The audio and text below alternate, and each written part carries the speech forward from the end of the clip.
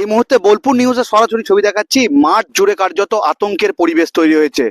দেখতে পাচ্ছেন চাষিরা, তারা কিন্তু মাঠে রীতিমতো পাহারা দিচ্ছে। কেন পাহারা দিচ্ছে আমরা সরাসরি কথা বলবো, এবং স্থানীয় বাসিন্দা এবং চাষিরা যেটা জানাচ্ছেন যে এই মাঠ জুড়ে এখন দুষ্কৃতীদের তাণ্ডব শুরু হয়েছে।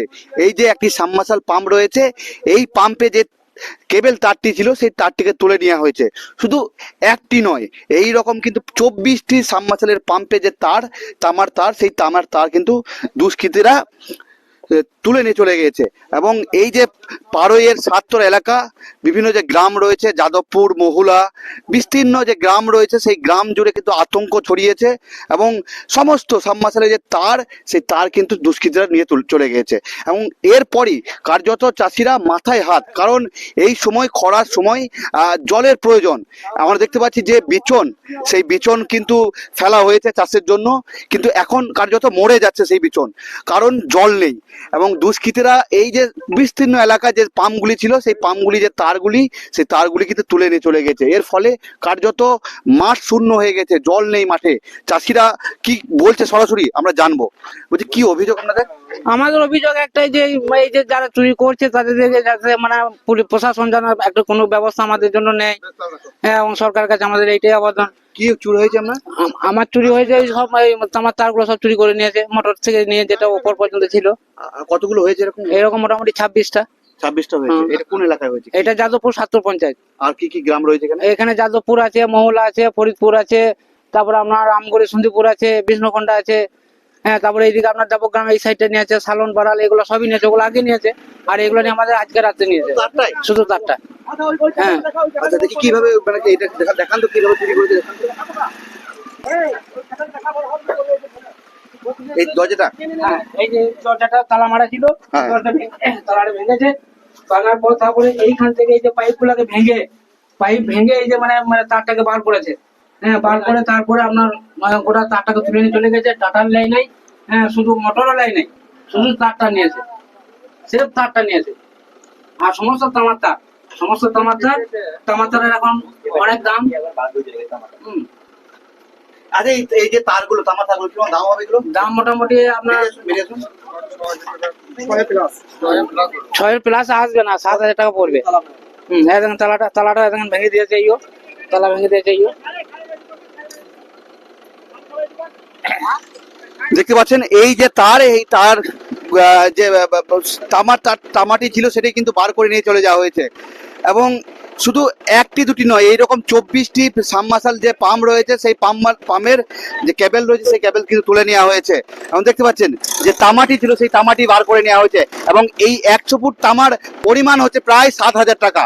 এই রকম যদি আমরা দেখি, 24টা পাম্পে যে পাম্প রয়েছে সাবমার্সাল, সেই সাবমার্সালের বিস্তীর্ণ যে এলাকা রয়েছে সেখান থেকে তুলে নিয়েছে এইভাবেই। এবং এরপরই কার্যত চাষিরা, যেমন এই একটি ঘর দেখালাম, এই ঘরে যে তালা ছিল সেটাকে ভেঙে, এবং যে কেবলটি ছিল, সে শুধুমাত্র কেবলটি চুরি করে নিয়ে যাচ্ছে দুষ্কৃতীরা। এবং নিচে যে পাম্প, সেটা কি তারা কোনোভাবে তুলতে পারছে না, তার জন্য সেই কেবলটাকে তো তারা চুরি করে নিয়ে যাচ্ছে। এবং এই যে মাঠ জুড়ে কার্যত এখন হাহাকার শুরু হয়েছে। প্রশাসনের তরফ থেকে পুরো ঘটনা তদন্ত শুরু হয়েছে, প্রশাসন পুরো বিষয়টা তদন্ত করে দেখছে।